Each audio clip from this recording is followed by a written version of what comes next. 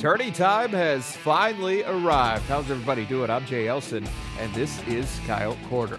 A full bracket breakdown for the Summit League tournament is coming up in a bit, but we begin with a look back at the final weekend of the regular season. The scenario is pretty simple for the USD women. Win twice, and they would be the outright Summit League champs and the top seed for the conference tournament. Up first was IUPUI, a team that beat the Coyotes by 25 the first time around. USD turned it over 21 times in that game, but they would flip the script on Thursday. Yotes forced some early Jags miscues and convert in transition. Rachel Contreras does the honors here. She would strike again moments later, this time with the steal and the score to help USD build an early 13-point lead.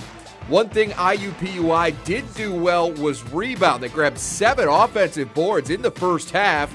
This one leads to a layup for Jenna Gunn, 2 of her 10 points. Jags cut the deficit to 7.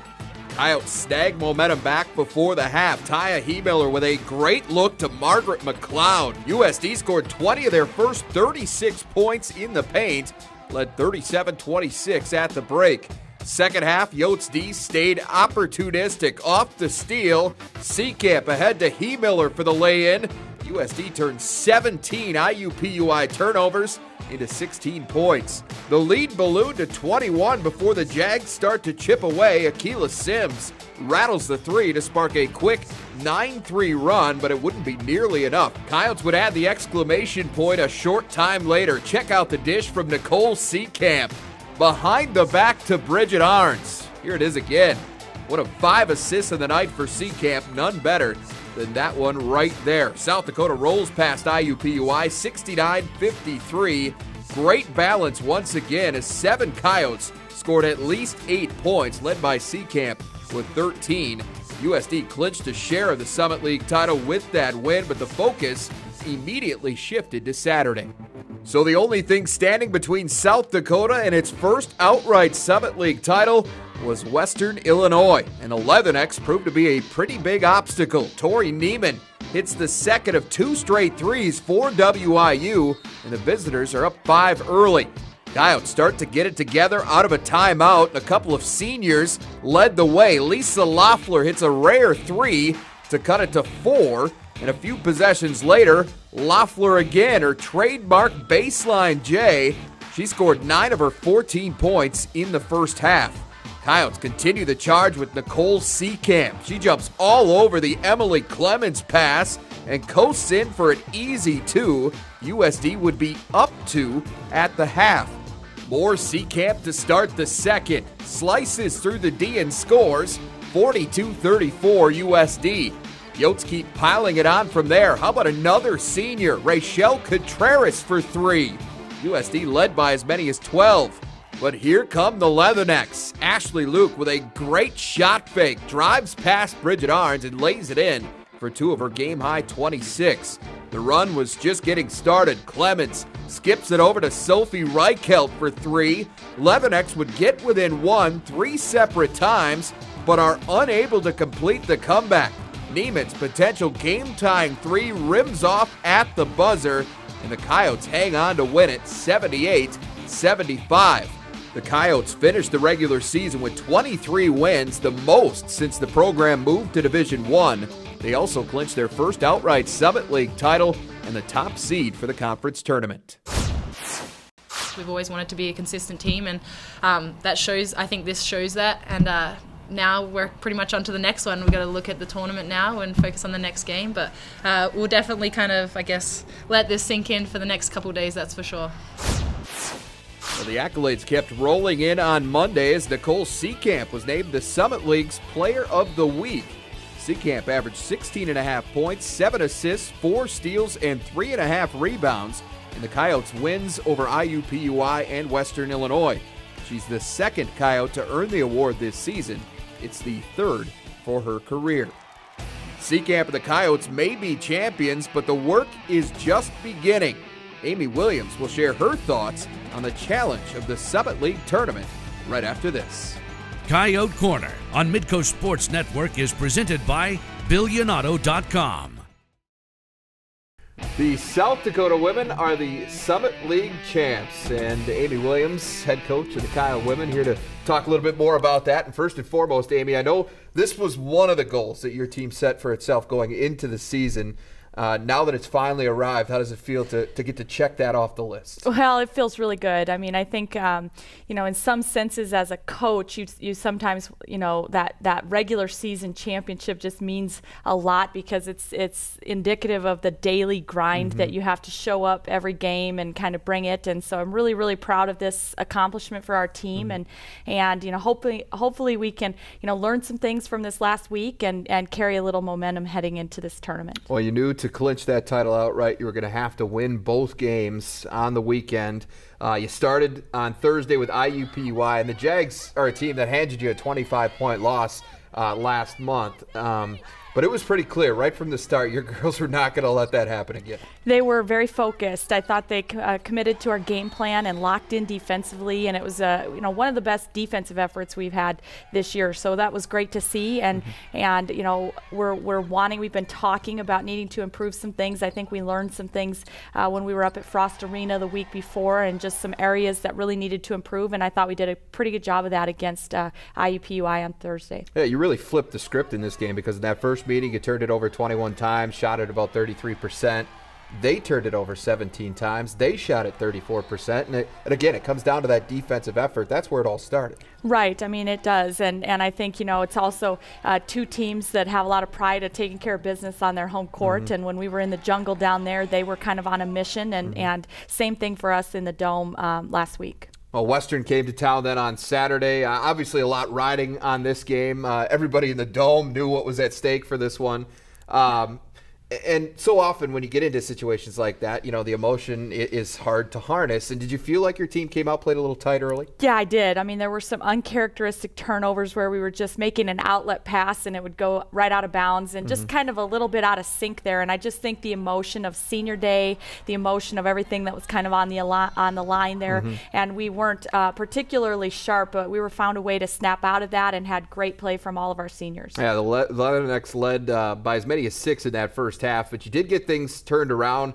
And again, it started on the defensive end. A couple of turnovers forced, convert them on the other end in transition, and away we go. Yeah, I mean, I can remember one huge play by Nicole Seekamp where she got a steal right when we needed it, went down and laid it up, and it's just a spark that kind of sparked our team. But that's what seniors do. It seems like that's what Nicole always does. Right when we need a big play, she makes one, or we need a big shot and she hits one. And Lisa had a tremendous game, and so it's great to see that out of those kids. A great start to the second half. Got up by as many as 12 of the 10:45 to play in the game. You had to know Western was going to make a run, and they did. They ended up cutting it to 1 3 separate times, but credit to your team, never let them get over the hump and take that lead away from you. Yeah, I mean, we know every time we play Western Illinois, it is a battle, and we knew they were going to make a run. It was when we had that 12-point lead. It's kind of looking like tick, tick, tick, yeah, please right. clock, tick. Yeah. But certainly we knew they were going to make a run, and I'm just proud of the way we were able to hang on and make huge free throws. Ty had stepped up to the line, made big free throws down the stretch, and just were able to seal the deal. The win completes a perfect 14-0 run at home this season. It's the first time the program has been able to do that at the Division I level. Not only are you the outright champs, but you are also the #1 seed for the Summit League tournament now. Combine that with the fact that you are the defending tournament champions, there's a big old bullseye on your back coming in. Yeah, there is, and but I think right now our team's just looking at it as everybody's 0-0 right now, and it's just kind of a fun environment to come up to and just play loose and go play our best basketball, and that's what our plan is. Well, Fort Wayne is up first on Saturday afternoon.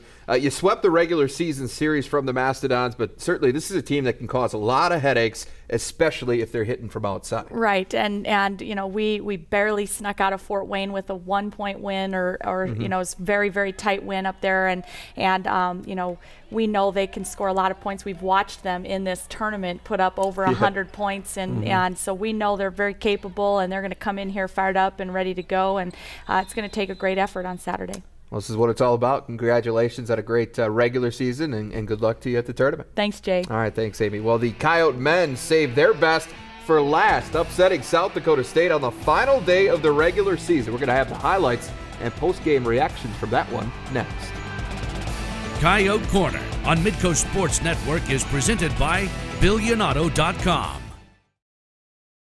Welcome back. Well, if the goal is to be playing your best basketball at the end of the season, the USD men seem to be heading in the right direction. The Coyotes, who were in position to finish anywhere from 3rd to 5th in the Summit League standings, rode a season-long 4-game winning streak into the final week of the regular season, which tipped off Wednesday night against Denver. The Coyotes looking to complete their first ever season sweep of the Pioneers, but BU sharpshooter Brett Olsen had other ideas. Olsen averaging 24 points in 4 games against USD coming in, and he got off to another great start in this one. Back-to-back threes. Denver hit 10 of its first 11 shots and led by 17 just over 8 minutes in. Craig Smith looking to light a fire under his team, and it seemed to work. Casey Kasperbauer gets the 3 plus the foul. 4-point play cuts the deficit to 8. Turnovers help the Coyotes keep that rally alive. Tyler Larson ahead to Brandon Boss for the lay-in. USD turned 8 first-half takeaways into 8 points. Boss back at it a couple trips later. 3-ball, corner pocket. Yotes got as close as 5, but trailed 37-30 at the half.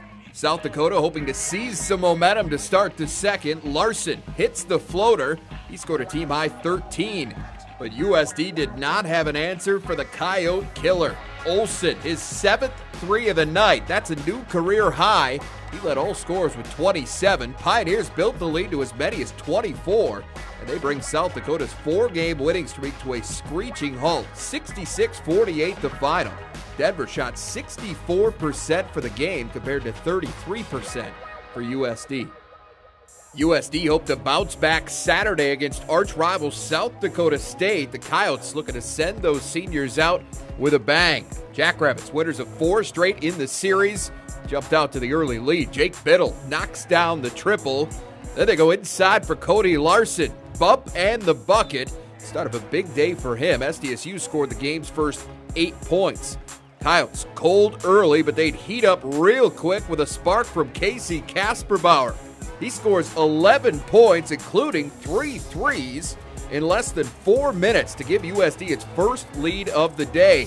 Meanwhile, the award for Best Supporting Shooter goes to Trey Burnett. He hits from downtown as well. Burnett and Kasperbauer combined for 26 first-half points on 10 of 15 shooting. South Dakota takes a 10-point lead into the half. And they stayed hot to start the second. Kasperbauer reverses it to Tyler Larson. Got it for 3. Then it's Big James Hunter. He scored all 8 of his points in the second half, and the lead is 15. Back come the Jacks, though. Cody Larson up and under. 25 points, 12 rebounds for the SDSU senior. State continues to chip away. Reed Tellinghusen catch and shoot for 3. Jacks would eventually cut the deficit to 6. But that's as close as they would get. Burnett delivers the dagger. He finished with 19 points, 13 boards for his 3rd double-double in his last 5 games, and they storm the floor in Vermilion. Coyotes roll 80-64 for their 5th win in 6 games. USD, which went 10 of 20 from 3 and shot 47% from the field, finishes the regular season 16-15 overall and 9-7 in the Summit League. Obviously, it's a big rival game. Going into the tournament, they won the league, so it's a big game for us, especially coming off Denver's loss. You know, we wanted to come back and show that that wasn't us, and don't sleep on us in the tournament. Certainly a huge win to close the regular season for USD, but it guarantees them nothing going forward. More on that with head coach Craig Smith when we come back. Coyote Corner on Midco Sports Network is presented by Billionato.com. Craig Smith and the Coyote men wrapped up the regular season by splitting their final 2 games. And here to talk more about that is the head coach. Craig, you came into the final week riding that season-long 4-game winning streak, but you ran into a bit of a buzzsaw Wednesday night against the Denver team. Yeah, Denver played outstanding. They're a good team. They've lost 6 out of 7 games in overtime or in the last 30 seconds in league play.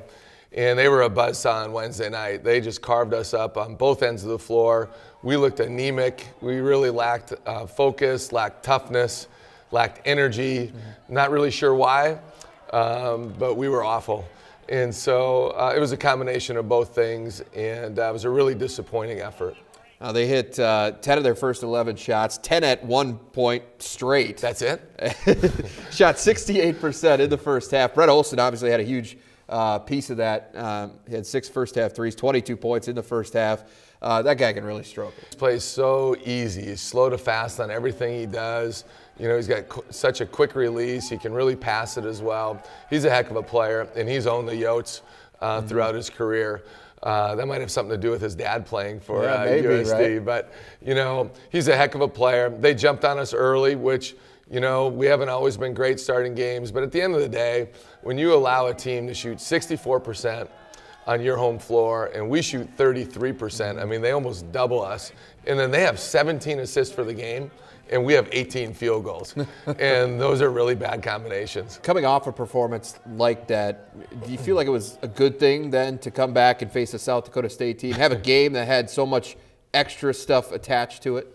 I knew we'd be ready to play, so that's the good thing. The bad thing is you get your rear ends handed to you like we did on Wednesday, and now you got, you know, the #1 defensive team in the league coming into your arena, the #1 offensive team coming into your arena, and the team that had just won 12 out of 13, you're thinking, oh boy. Two guys that helped that turnaround happen on the offensive end anyway, Casey Kasperbauer and Trey Burnett. Both of those guys had great days. Yeah, I mean, Burnett's come so far, leaps and bounds in the last month, and then, you know, Kasperbauer really got it going.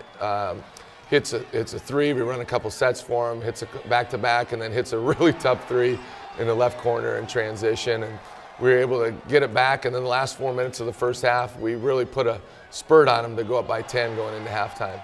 Jacks hung around, though, got within 6 with about 6.5 minutes to play, but I thought your guys showed some killer instinct. They were not going to let this one get away. I thought it was big to start the second half. We get an easy bucket for Hunter off of a screen and roll, and then we run our motion stuff, and I think Boss hits, it was either Boss or Casey hits Tyler Larson on a quick ball reversal, and he drills a three. And then they did make their run, and they cut it to 6, and we just showed a lot of resolve and poise. And to be able to hold them to 33% shooting, 33.9 for the game against a juggernaut that they have offensively, really keyed us to the victory. Yeah, you don't see those numbers coming out of them very often. And with that win, you finished the regular season at 16-15 overall, 9-7 in the Summit League. You are the #5 seed for the conference tournament. Draw Fort Wayne for Sunday's quarterfinal matchup. You split with the Dons during the regular season. Early thoughts on the rubber match?